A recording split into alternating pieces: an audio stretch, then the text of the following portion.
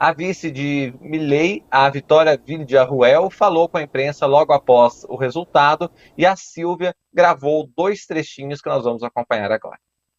El kirchnerismo va a salir a las calles porque hay sectores que quieren desestabilización y que la gobernabilidad peligre, pero nosotros tenemos lo suficiente, que principalmente es coraje, para llevar adelante un gobierno que hermane a los argentinos nuevamente. Que más allá del resultado electoral, lo que todos los argentinos, incluso principalmente sus votantes, esperan es que Sergio Massa permanezca hasta el momento en el cual cesa esta gestión y asume la nueva, que es la nuestra. Silvia, traduz para a gente e traga um pouco de mais elementos desta fala da vice-presidente eleita da Argentina. Sim, Afonso, a Vitória Villarruel é a principal negacionista da ditadura e a principal figura desse novo governo que está diretamente ligada à agenda dos direitos humanos e dos anos 70. Né? O Milei, ele fala da ditadura como uma guerra de dois lados, de forças iguais, que é toda uma falácia e é toda uma discussão que a gente tem, mas quem realmente defende essa pauta de que há que resgatar os anos 70 como uma guerra, que os generais e repressores estavam combatendo subversivos, que eles salvaram a nação argentina. Quem carrega essa pauta mesmo é a Vitória Villarruel, que tem uma organização, inclusive, de defesa às chamadas vítimas dos terroristas, ou que ela chama terroristas, que na época eram os guerrilheiros que enfrentavam a ditadura. Né? Então, a Vitória Villarruel é uma figura mais conservadora, né? Conservadora até moralmente. O Milei moralmente não é tão conservador assim. Ela é uma defensora de que se revogue a lei do aborto, por exemplo. E aí, nessas duas falas específicas, ela está comentando, primeiramente, o perigo de o kirchnerismo tomar as ruas ou de colocar muitos obstáculos ao governo do Milei. Essa preocupação é real, porque o peronismo na oposição é bastante eficiente. Mobiliza sindicatos para instituições, enfim, consegue mobilizar muito a população. Então, eu acho que essa é uma preocupação que o Milei tem que ter, e eu acho que, obviamente, a postura não pode ser a de confrontação, e sim de diálogo. Depois do segundo trecho é uma questão importante que a gente vai ver o desenvolvimento dela hoje. Sérgio Massa ontem fez referências a sair do cargo, a tirar uma licença e não participar da transição. O que foi visto tanto pela oposição como pelo peronismo e pela imprensa, pela opinião pública geral, como um disparate, né? Obviamente ele estaria saindo fora, não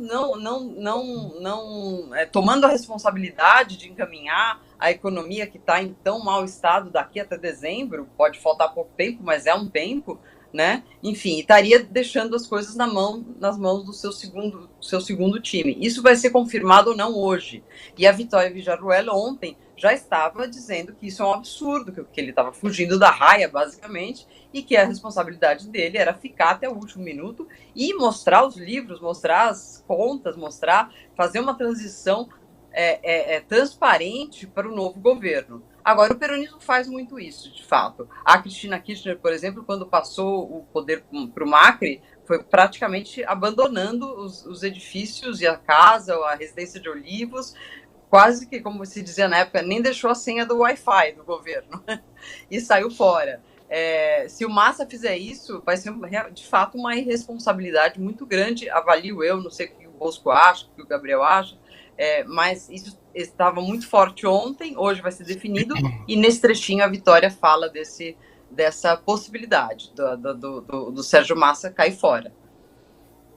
Ixi Maria, bom, será que vão deixar a senha do Wi-Fi? Aqui no Brasil nem a senha do Wi-Fi deixaram, nem as chaves entregaram, mas isso nunca é bom, né? O bom é quando o processo democrático se cumpre na integralidade, que tem essa transição de poder com outras forças políticas, porque assim demanda a democracia, né?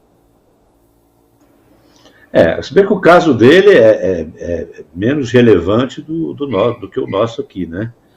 Por duas razões. Primeiro, porque ele está avisando, daqui não avisou. Segundo, porque ele é ministro, né? Então, a transição se caracteriza, quer dizer, uma ausência, uma vacância na transição seria se o presidente fosse embora, né? O ministro tem lá uma relevância, digamos assim, do ponto de vista institucional menor. Agora, do ponto de vista do que está acontecendo na Argentina, na verdade, o centro dessa eleição toda foi a economia. Portanto, você vê que o Javier aí a turma dele já faz menção a esse aspecto, quer dizer, tem que abrir os livros, tem que mostrar as contas, porque as contas estão com o ministro da Economia, né? Então, realmente não é uma boa ideia ele sair, embora eu possa até compreender as razões dele, deve ser uma tortura agora essa parte, para quem é o ministro da Economia da Argentina, né? Porque na passagem disso tudo, evidentemente que vai haver questionamentos, enfim, críticas, muita coisa vai para a mídia daquilo que a turma do Milei encontrar, né? E isso vai aumentando o desgaste do governo que sai, né? Eu tenho uma outra questão aqui, Afonso, não sei se estou atravessando, mas aqui a gente já viu, o Bolsonaro, obviamente, comemorou e vai para a posse, já avisou, né? E o Donald Trump também compartilhou nas redes aí, parabéns aí pela vitória ao Milei, etc. Eu fico me perguntando aqui se nesse contexto, se o presidente Lula pretende ir também, né? É uma incógnita que fica, porque ele pode ter o pretexto de dizer, se não houver um gesto muito concreto do Milei, ele pode ter isso como pretexto para não ir e não participar de algo e que porque essa campanha é muito interessante. Ela foi uma campanha brasileira também, porque ela teve marqueteiros brasileiros aí, teve a visível manifestação do governo brasileiro, mais ainda do PT, né? E bolsonarismo e lulismo estiveram presentes o tempo todo. Eu me lembro do episódio do Eduardo Bolsonaro de ter que sair de um programa de TV porque foi lá defender a pauta do armamentismo, que, aliás, é outra dúvida minha. Isso pega na Argentina, Silvia e Gabriel? Desculpe, a questão armamentista? Gabriel, vai, Gabriel. Isso, Gabriel. Olha, vai saber, né? Eu acho que existe uma possibilidade, né? Vamos ver como é que essas coisas andam, né? O Milei, ele fez a campanha dele, como o Bosco estava falando, muito usando essa retórica, essas imagens e tentando se encaixar muito nessa imagem e no discurso do Trump, muito, e do Bolsonaro, um tanto, né? Mas a gente sabe que essas culturas políticas, elas não são exatamente iguais, né? A cultura política dos Estados Unidos, especialmente nessa parte de armas, ela é muito específica no mundo inteiro. A família Bolsonaro tentou trazer isso para cá, trouxe com relativo, ou diria assim, bastante sucesso. E na Argentina é uma outra cultura. Ele já colocou isso como pauta. Então, acho possível ele levando isso para o discurso da segurança pública, que é sempre uma questão em todos os países. Então, possível é. Quanto isso vai encaixar, a gente não tem muito como saber ainda. Mas me parece que ele está tentando se encaixar nesse combo aí. Me parece não, com certeza, né? Ele está tentando se encaixar nesse combo, nesse lugar aí dessa nova direita alternativa, como se diz aí do mundo aí a partir dessa questão do Trump e coisa toda. Então, ele está querendo encaixar aí. Eu imagino que ele vai levar essa pauta. Como é que ele vai conseguir implementar isso e qual vai ser a reação da sociedade, ainda acho que é um pouco difícil de prever. Mas, como dizia a Silvia, peronismo na Argentina, na oposição, consegue ir para as ruas e consegue mobilizar bastante. Mas ele teve uma vitória muito contundente, né? A vitória dele foi, em números, semelhante à vitória do Bolsonaro em 2018. Números praticamente os mesmos, né? 55 a 45. Então ele vem com muito capital político das eleições. Só que, diferentemente aqui do Brasil, a parte de Congresso dele é absolutamente distinta. Não sei o quanto essa pauta armamentista emplaca lá, mas que certamente tem ali uns 20% pelo menos da população que apoiam isso, é certeza. Eu sei que a Silvia que está aí, que ela tem visto isso mais nas ruas aí. Deixa Sim, eu. pode falar. Pois não, Silvia. Não, por favor, pode concluir. Eu só joguei pro Gabriel porque aconteceu um pequeno Probleminha incidente aqui técnico. na casa. Mas já voltei. A questão armamentista aqui é uma questão presente, não sinto tão presente como no Brasil bolsonarista, a coisa da arminha, de todo mundo ter uma arma, não vejo isso como uma coisa que a população peça, né? Eu acho que o Milei faz menções a isso quando ele fala, quando ele evoca a própria Constituição americana ao dizer que você tem direito a tudo, inclusive de ter uma arma, né? E ele usou muito essa questão da motosserra, né? Ele usa a imagem de uma motosserra na campanha, isso foi usado pelos seus apoiadores também, mas não no sentido de vamos acabar com os delinquentes. Embora ele tenha um discurso linha dura para a segurança, a motosserra era mais um símbolo de vamos cortar o Estado, vamos cortar as gorduras do Estado. Né? Eu não sinto uma demanda armamentista por parte da sociedade, mas sim, eu vejo, por exemplo... Nós tivemos um probleminha com a conexão da Silvia Colombo e a gente vai voltar daqui então, mas deu para depreender com clareza o que ela estava falando. Professor, a Mara Luque também está participando aqui conosco e ela falou, faz uma pergunta para o professor que vai ser uma pergunta muito interessante. Ela fala para o senhor dizer um pouco das diferenças do Congresso argentino e brasileiro. Ela lembra que a fragmentação partidária na Argentina é menor e que lá não tem um Arthur Lira. O que isso pode significar na prática? Quais os desafios aí em relação ao Congresso?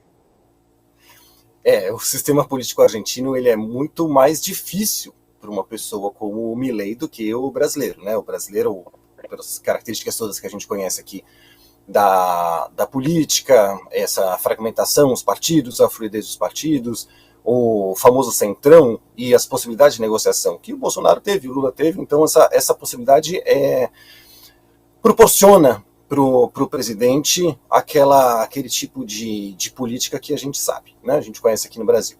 No caso da Argentina, a gente tem um sistema muito mais fortalecido de partidos, né? Então, tudo bem que o partido peronista é um partido que ele contempla muitas forças, né? Então ele contempla forças, ele não é assim um partido único, né? Um partido, como se a gente for pensar, o grande partido brasileiro, o PT, né?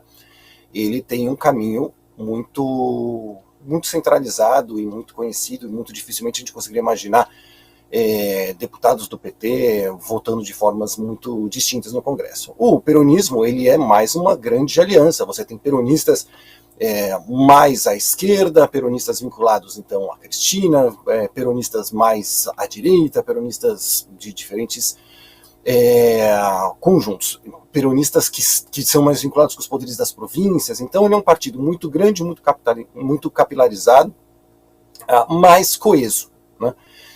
Eu acho difícil no Congresso argentino o partido peronista, que perdeu a eleição, por mais que tenha aí grupos políticos dentro do partido, votar, uma parte considerável do partido votar junto com o Milei. E por outro lado, a gente tem a direita argentina, né, o partido tradicional, que é a União Cívica Radical, foi perdendo espaço ao longo desses 40 anos que a Silvia comentava recentemente, mas ainda é forte. Esse partido ele não quis explicitamente, ou figuras importantes do partido não quiseram explicitamente se aliar ao Milei, então uma direita mais tradicional evitou essa aliança ao Milei, e por outro lado você tem ali o ex-presidente Macri e a ex-candidata Patrícia Bullrich, que esses entraram efetivamente ali na campanha do Milei. Então, o Milei, ele tem, aparentemente, o que me parece que vai acontecer, ele deve aproximar-se aí desse grupo do Macri e Bullrich e tentar com eles montar um governo. Me parece que Macri e Bullrich, eles estão querendo fazer do Milei assim como vamos dizer assim, o Milei ele ficaria como um presidente fanfarrão, digamos assim, e o Macri, Bullrich e os políticos tradicionais fariam a gestão e o diálogo com o mercado, essas coisas assim. A dificuldade disso qual que é? A dificuldade é a mesma que o Bolsonaro enfrentou aqui. O Bolsonaro ele precisou, ao longo de todo o tempo, ficar mantendo a sua militância vinculada, né? Então sempre trazendo as polêmicas, sempre trazendo a polarização, e o Milei vai fazer a mesma coisa. E o Milei prometeu muito, né? E o que ele prometeu é muito difícil de executar. Então como é que ele vai fazer isso? E como é que ele vai fazer isso? Num Congresso, que é um Congresso que já está eleito e que ele não tem nem perto da maioria. Então, fica essa questão, ele diz que ele vai, a Silvia comentava, ele diz que vai governar por referendos, por plebiscitos. Isso não existe esse espaço na Constituição, não existe espaço na Constituição para pura e simplesmente numa canetada ele decretar a dolarização, não existe esse espaço para ele pura e simplesmente fechar o Banco Central. Ele pode, com canetadas, fazer como o Bolsonaro fez aqui, fechar ministérios, cortar programas sociais, cortar programas de apoio à cultura, à ciência e tecnologia. Isso é do executivo, né? Mas essas grandes propostas mais polêmicas dele, ele não vai conseguir fazer pura e simplesmente na canetada. E ele não tem a maioria do Congresso. E é um Congresso que estará muito hostil a ele. E ele vai ter sempre o risco de, em algum momento, desandar essa aliança com a direita tradicional, e ele pode sofrer um processo de impeachment que não seria algo assim, digamos, inesperado.